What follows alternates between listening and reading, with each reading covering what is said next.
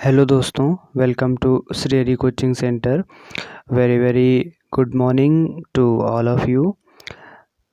आज हम लोग अपने इस वीडियो में जो विभिन्न कॉम्पिटिटिव एग्ज़ाम्स में जो साइंस के क्वेश्चंस की जो सीरीज चला रहे हैं उसमें पार्ट 3 के वीडियो की बात करते हैं। इसमें फर्स्ट में हमने जो इम्पोर्टेंट इंस्ट्रूमेंट्स आते हैं पूछा जाता है पेपर में वो कर लिए हैं। अगर वो वीडियोस आपने दोनों नहीं देखे हैं तो प्लीज़ जाकर के ज़रूर देखें। और इस पीडीएफ में कुल हम लोगों ने क्वेश्चन नंबर 10 तक सॉल्व कर लिए हैं। वो भी वीडियो अगर आपने नहीं देखा है तो प्लेलिस्ट में जाकर के ज़रूर देखें। तो इसके बाद क्वेश्चन नंबर 11 से सॉल्व करते हैं इसमें। तो क्वेश्चन नंबर 11 चलिए बिना देर किए स्टार्ट करते हैं। तो वीडियो को आप ज़रूर से पूरा देखें क्योंकि क्वेश्चन इसमें जो इम्पोर्टेंट है ये विभिन्न कॉम्पिटिटिव एग्ज़ाम्स में जैसे कि UPSSC, SSC और जितने भी एग्ज़ाम्स में साइंस से रिलेटेड क्वेश्चंस आते हैं उन सब में ये क्वेश्चन ज़रूर से कहीं ना कहीं पूछे जाते हैं क्योंकि ये सभी एग्ज़ाम बेस्ड क्वेश्चंस हैं। तो चलिए स्टार्ट करते हैं बिना देर किए। सबसे पहला क्वेश्चन कहता है कि रक्तदाब मापने के यंत्र का नाम क्या है। तो रक्तदाब किससे मापते हैं? तो पहला ऑप्शन है टेकोमीटर, स्फिग्नोमैनोमीटर, एक्टीमीटर और बैरोमीटर। तो रक्तदाब जो मापा जाता है, रक्तदाब मापने के लिए हम लोग स्फिग्नोमैनोमीटर का प्रयोग करते हैं। ब्लड प्रेशर जो मापा जाता है वो स्फिग्नोमैनोमीटर से मापा जाता है। तो इसका आंसर कौन हो जाएगा? Option number B. जो टेकोमीटर होता है, टेकोमीटर से राउंड पर मिनट बताया था हमने आपको कि राउंड पर मिनट, जैसे कि इंजन का व्हील है और कोई इंजन है कोई भी, उसमें जो उसके व्हील है वो जितने राउंड 1 मिनट में लगा सकता है उसको मापने के लिए हम लोग प्रयोग करते हैं टेकोमीटर का। और जो बैरोमीटर होता है, ये बैरोमीटर का काम क्या होता है? वायुमंडलीय दबाव, यानी वायुमंडल में कितना एटमॉस्फेरिक प्रेशर है उसको मापने के लिए इसका प्रयोग किया जाता है, बैरोमीटर का प्रयोग किया जाता है। अगला question, question number 12। Question number 12 कहता है कि 6 फीट लंबे व्यक्ति की ऊंचाई नैनोमीटर में कैसे व्यक्त की जाएगी। अब 6 फीट लंबे व्यक्ति की ऊंचाई नैनोमीटर में कैसे व्यक्त की जाएगी?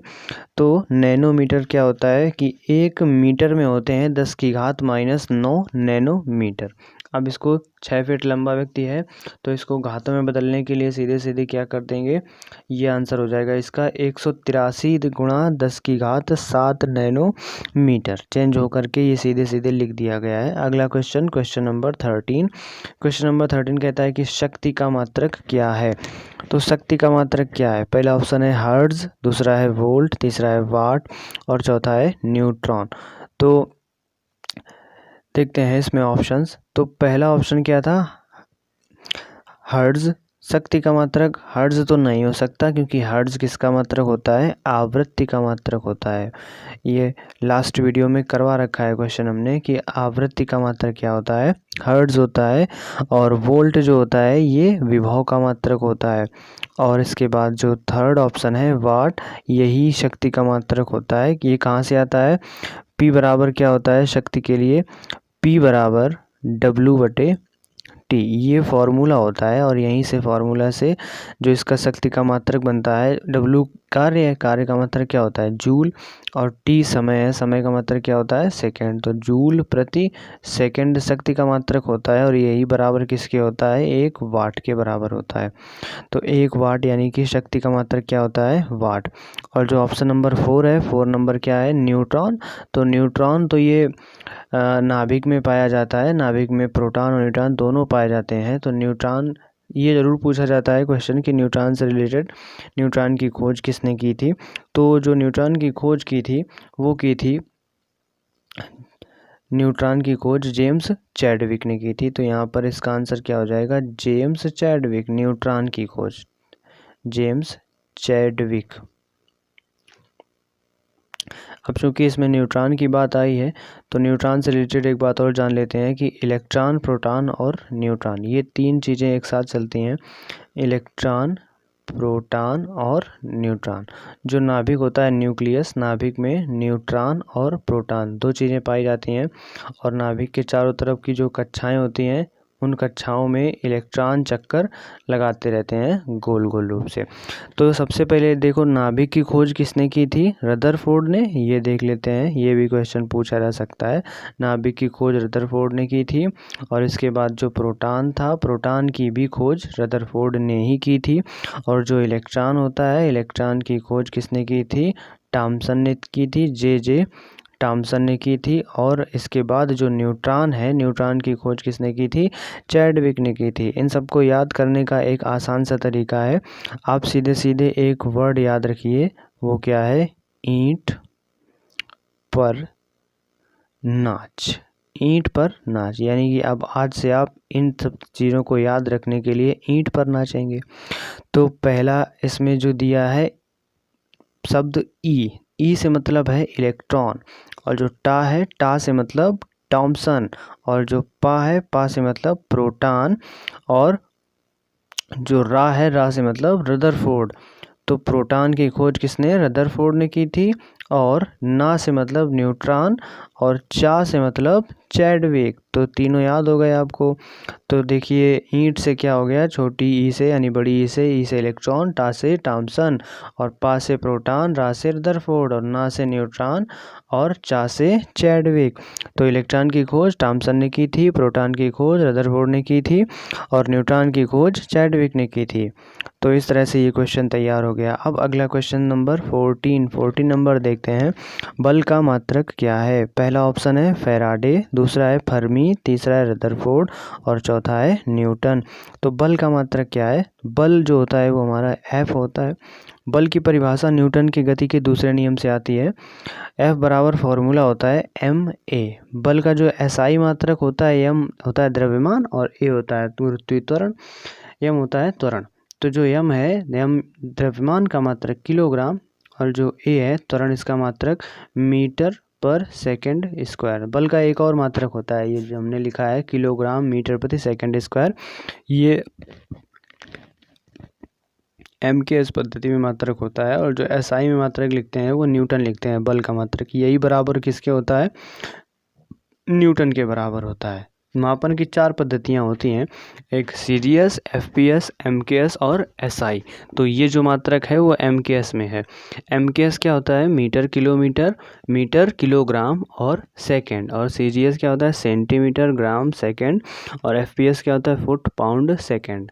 और जो एसआई होता है वो सिस्टम ऑफ इंटरनेशनल यूनिट्स, जो पूरे वर्ल्ड में एक ही यूनिट चलती है। सभी जो भी फिज़िक्स में यूज किए जाते हैं यूनिट्स, वो सब एक ही चलती है, तो वो हो जाता है हमारा एसआई यूनिट्स। तो बल का मात्रक क्या हो जाएगा? न्यूटन। और जो पहला ऑप्शन है फैराडे, फैराडे होता है ये धारिता का मात्रक, धारिता का मात्रक फैराडे होता है। और फर्मी जो होता है, फर्मी में नाभिक की रेडियस मापी जाती है। और रदरफोर्ड अभी हमने बताया, रदरफोर्ड ने किसकी खोज की थी? नाभिक की। और रदरफोर्ड ने की थी खोज प्रोटॉन की। तो ये क्वेश्चन हो गया। अगला क्वेश्चन देखते हैं, क्वेश्चन नंबर 15। क्वेश्चन नंबर 15 कहता है कार्य का मात्रक क्या है? तो कार्य का मात्रक क्या है? कार्य क्या होता है? W बराबर V बराबर W बटे Q। तो W बराबर क्या हो जाएगा? V into Q। तो यहाँ से मात्रक इसका क्या होता है? Volt into coulomb. तो कार्य का मात्रक वोल्ट इंटू कूलाम भी होता है। और जो ऑप्शन है, ऑप्शन के हिसाब से क्या है? पहला ऑप्शन जूल, दूसरा है न्यूट्रॉन, तीसरा है वाट, चौथा है डाइन। तो कार्य का जो मात्रक होता है वो होता है जूल। तो इसमें ऑप्शन नंबर पहला सही हो जाएगा, जूल। कार्य का मात्रक भी जूल होता है और ऊर्जा का मात्रक भी जूल होता है। दोनों के यूनिट जो होते हैं वो सेम ही चलते हैं, यूनिट सेम होते हैं, तो इसकी जो विमा आएगी वो भी सेम होती है। तो इसमें जो ऑप्शन नंबर डी है ये भी कार्य का मात्रक है, लेकिन ये कार्य का जो मात्रक है वो सीजीएस में है। सीजीएस पद्धति में ये कार्य का मात्रक है 1 जूल। ये डाइन जो है ये कार्य का नहीं, एक्चुअली किसका मात्रक है? सॉरी, ये बल का मात्रक है। बल मतलब एफ फोर्स, अभी जो ऊपर क्वेश्चन आया था, बल का मात्रक डाइन होता है, ये सीजीएस पद्धति में है। अब अगला क्वेश्चन देखते हैं, क्वेश्चन नंबर 16 क्या है? दूध के घनत्व को किससे मापा जाता है? दूध के घनत्व को किससे मापा जाता है? लैक्टोमीटर हाइड्रोमीटर, बैरोमीटर या हाइग्रोमीटर। तो जो लैक्टोमीटर होता है, दूध में जो शर्करा पाई जाती है उसे लैक्टोज शर्करा कहते हैं। तो इसलिए जो दूध का घनत्व है वो डेंसिटी मापी जाएगी लैक्टोमीटर से नापी जाएगी। डेयरी वगैरह में यही यूज़ किया जाता है, लैक्टोमीटर से दूध की डेंसिटी मापी जाती है कि कितने परसेंट उसमें दूध है और कितने परसेंट पानी है। और बैरोमीटर से वायु का दबाव नापा जाता है, हाइग्रोमीटर से आर्द्रता नापी जाती है। तो अगला क्वेश्चन देखते हैं, क्वेश्चन नंबर 17।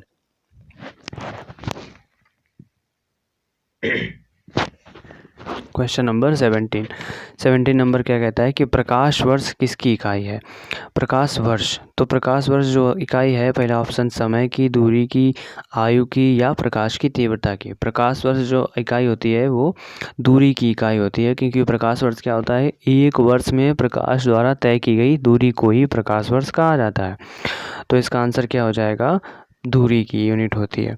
अब अगला क्वेश्चन, इसमें मिलान करना है, मैचिंग करने के लिए पहला लिखा है ए में लिखा है उच्च वेग और दूसरे में क्या है, तरंगदैर्घ्य, दाब और ऊर्जा। इसको मिलाना है मैक, एंगस्ट्रॉम, पास्कल और जूल से। तो उच्च वेग जो होता है ये किससे मापा जाता है, मैक से मापा जाता है। एक मैक बराबर होता है 250 किलोमीटर पर आवर।